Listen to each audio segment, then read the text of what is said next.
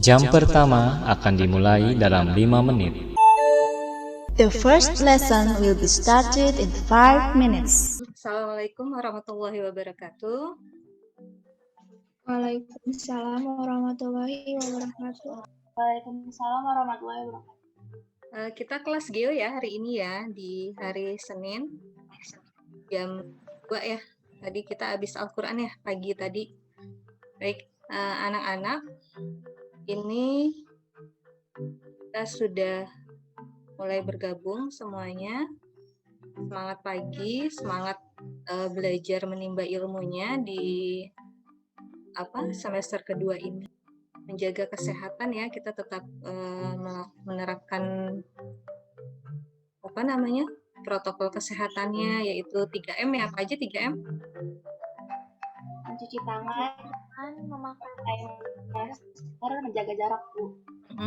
Oke, betul. Jadi itu utamanya dicuci tangan ya kan, kadang kita memegang. Baik anak-anak, tadi Ibu perhatikan sepertinya Cynthia yang pertama kali ya join di Zoom, boleh untuk memimpin doanya?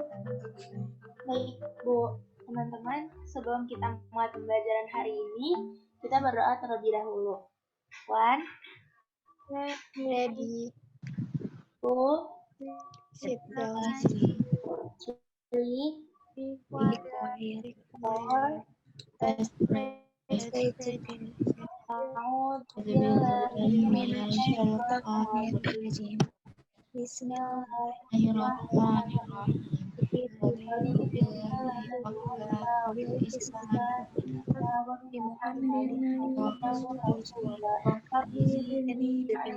Selanjutnya Ibu akan mengecek presensi. Ibu panggil satu-satu, kalian bilang hadir ya. Yang pertama dari Cynthia hadir. Hadir, Bu. Hansa hadir. Hadir, Bu. Filza hadir. Untuk Google Classroom-nya, kamu tinggal tuliskan presensi di sini. Silakan diisi. Sekarang Ibu akan ke jadi kita akan alpha zone dulu. Kita akan masuk ke menti.com ya. Boleh anak-anak silakan klik aplikasi menti.com, lalu kalian masukkan kode 39290940. Boleh, silakan untuk semangati diri kamu nih hari ini. Jadi pagi ini kamu punya kata-kata motivasi apa? Kamu entrykan 3 kata yang bisa membuat kamu itu menjadi semangat, mood kamu jadi bagus hari ini. Niat-niat kamu jadi, tapi kita lurusin ini kalau buat biasanya semangat.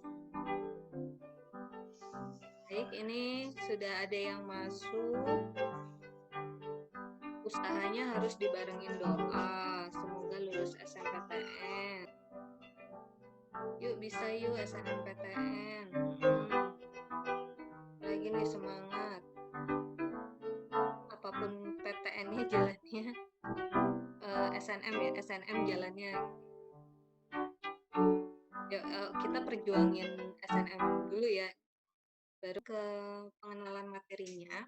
Di semester genap ini kita akan ada di materi kependudukan. Kependudukan itu mengalami dinamika atau perubahan. Nah, perubahan-perubahan ini akan kita pelajari gitu, terutama di kependudukan yang ada di negara kita, yaitu negara Indonesia. Nah, dinamika ini akan berhubungan dengan perencanaan pembangunan gitu. Tujuannya itu kamu nanti akan diharapkan bisa menganalisis sumber data kependudukan, piramida penduduk, lalu kita akan menghitung seks rasio dan dependensi rasio. Nah, selanjutnya juga kamu akan diharapkan bisa merancang dan mengkomunikasikan gambar piramida gitu. Nanti kita akan membuat piramida ya. Untuk fokus materinya kita akan ada di sumber data kependudukan, komposisi penduduk, dan piramida penduduk. Baik anak-anak, selain materi yang akan Ibu sampaikan tadi, sistem penilaian dari Ibu itu yang pertama Ibu akan melihat keaktifan kamu gitu ya. Ketika kamu nanti menyampaikan pendapat, berdiskusi gitu, tanya jawab. Nah, ketika kamu aktif, Ibu akan terus yang kedua, Ibu akan menilai dari penilaian LKPD. Ya, kalau Ibu bilangnya paper ya, LKPD itu lembar kerja peserta didik. Tapi Ibu bilangnya paper aja biar mudah diterima. Selanjutnya Ibu akan mengambil penilaian dari kuis harian. Nanti ada kuis harian yang Ibu sertakan di pembelajaran hari ini. Baik anak-anak, selanjutnya kita akan coba ke materi. Kondisi keselamatan penumpang kereta api khusus wanita ini sangat memprihatinkan.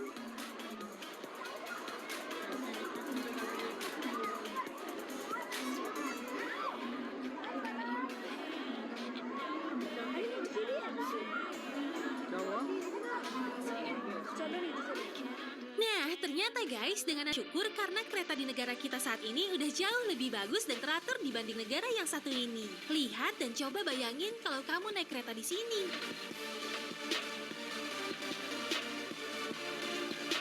Terutama di ibu kotanya Dhaka.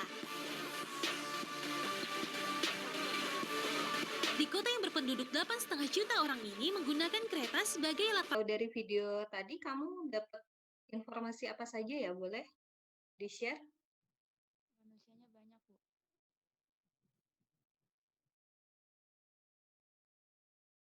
Ibu tunjuk boleh dari siapa ya? Dari Haura, kamu lihat apa? Kondisi perkereta apian di berbagai negara, Bu. Oke, transportasi kereta ya yang ada di berbagai negara. Apalagi kamu dapat informasi seperti itu. Nah, di dalam suatu negara atau wilayah itu orang yang banyak tadi itu dikatakannya sebagai penduduk gitu ya anak-anak ya. Penduduk atau manusia atau orang yang menetap di suatu wilayah. Kira ada nggak yang mau ditanyakan terkait materi hari ini setelah kamu melihat video tadi?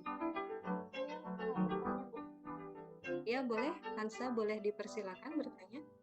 Gimana cara kita mengetahui jumlah penduduk dari suatu negara? Bagaimana kita mengetahui jumlah penduduk dari suatu negara? Ya bagus banget pertanyaannya dari Hansa. Nah itu untuk mengetahui jumlah penduduk suatu negara itu pemerintah biasanya membentuk lembaga kependudukan. Nah lembaga kependudukan itu ditugaskan, diamanahi untuk menjalankan fungsinya menghitung jumlah penduduk di suatu negara. Nah Indonesia pertanyaannya semakin mengarah ke materi ya. Kayaknya kita harus lebih detail lagi, kita coba berliterasi dengan materi yang akan kita bahas, sudah menjurus ke materi kita. Ibu akan coba share screen.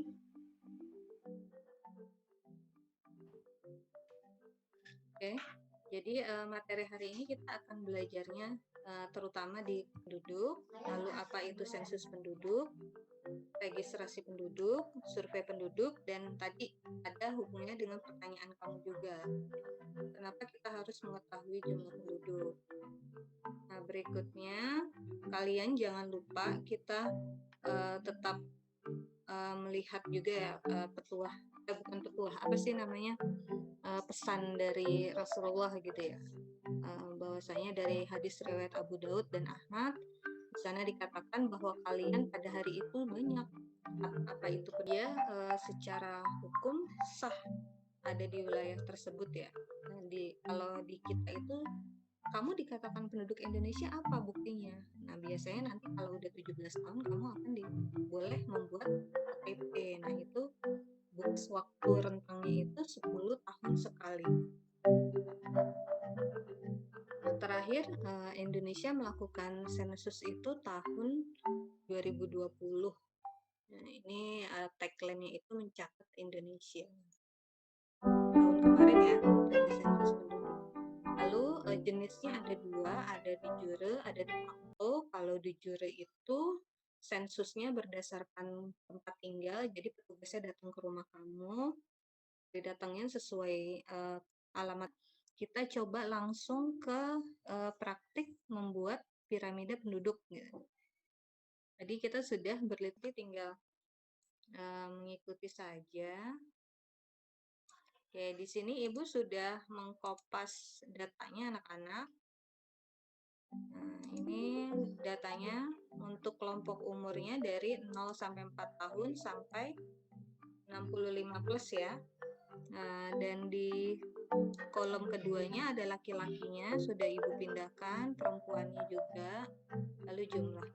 Nah, untuk langkah berikutnya dari kelompok umur sampai perempuan tidak ada minnya. Kita akan jadikan min. Caranya itu rumusnya dengan sama dengan min. Nah, kita lihat kolom angka yang laki-laki itu 0 sampai 4 tahun ada di sel berapa? Dia ada di sel B dan berada di baris. Lalu kamu tulis more bar, klik more bar. Nah, kamu klik yang ini. Kamu pilih yang ini, klik, lalu oke. Nah, ini sudah jadi, kamu tinggal edit. Kamu besarkan. Nah, tinggal dikasih. Oke, gampang ya buat piramidanya. Ya, siap. Baik. Nah, anak sudah semua? Sudah dibuat? Kalau sudah, boleh ditunjukkan sebentar hasil karyanya. Pakai Android kamu, boleh.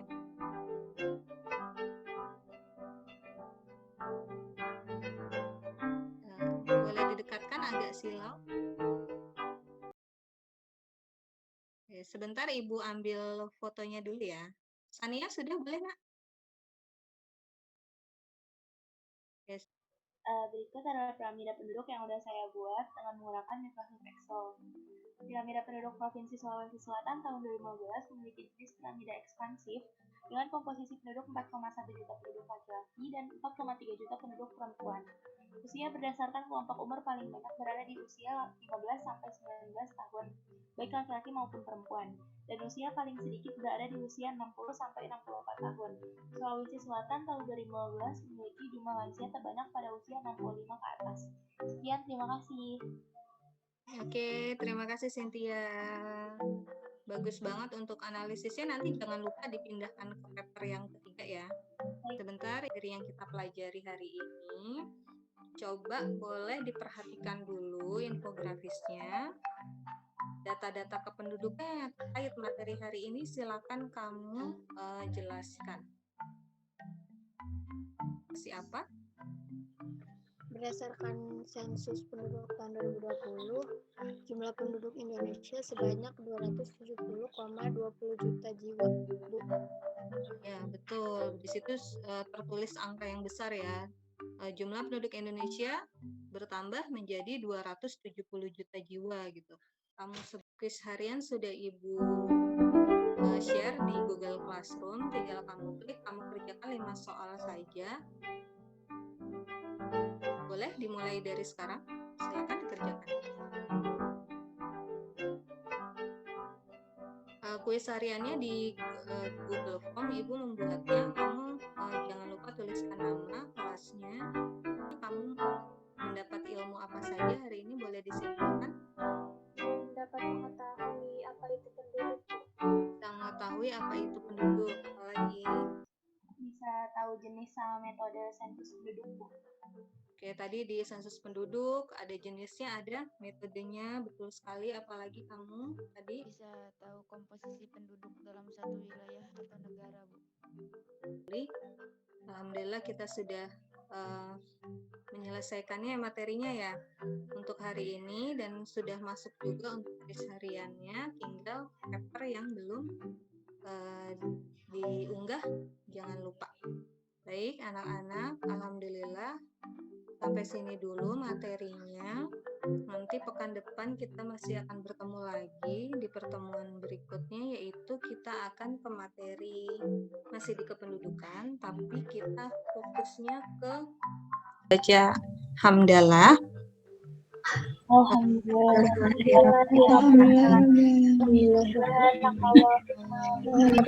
Baca doa penutup majelis. Subhanaka Allahumma bihamdika asyhadu an la ilaha illa anta astaghfiruka wa atubu ilaik. Sampai jumpa pekan depan. Sehat semuanya. Ya, makasih Bu. Terima kasih Bu. Warahmatullahi wabarakatuh. Waalaikumsalam warahmatullahi wabarakatuh. Bu izin pamit ya anak-anak ya.